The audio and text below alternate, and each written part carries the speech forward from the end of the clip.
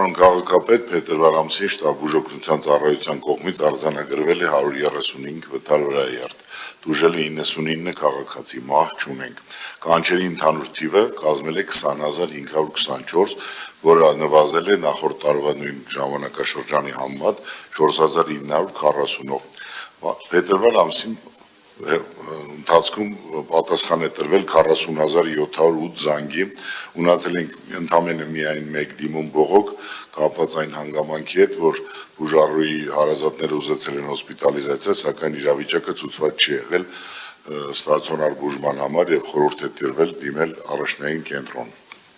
Երևան քաղաքում ծնվել է 1342 երեխա, 667 տղա, 675 աղջիկ, արձանագրվել է 579 մահ։ Առաջնային առողջության պահպանման կենտրոններում հաճախումների թիվը փետրվար ամսին կազմել է 216892, որը նախորդ ամսվա համեմատ 6866-ով, իսկ նախորդ տարվա նույն ժամանակաշրջանի համեմատ 49246-ով ավել է։ Սա պայմանավորված է 26 թվականի հունվարի 1-ից համընդհանուր ապահովագրության ներդրման հետ, որի արդյունքում առաջնային կենտրոններում եւ ինչպես ներբժշկական կենտրոններում բուժաշխատողները գերծանրաբեռնված գրաֆիկով են աշխատում եւ հերթագրման եւ կանչերի գրանցումներով,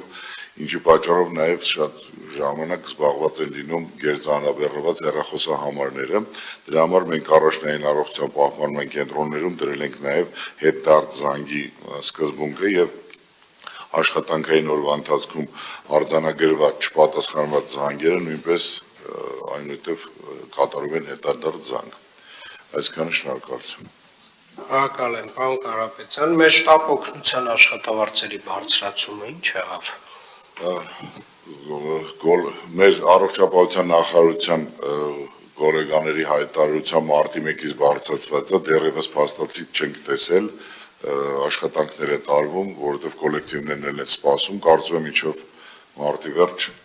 ֆինանսական ցուցանիշները ամփոփելուց կստանանք։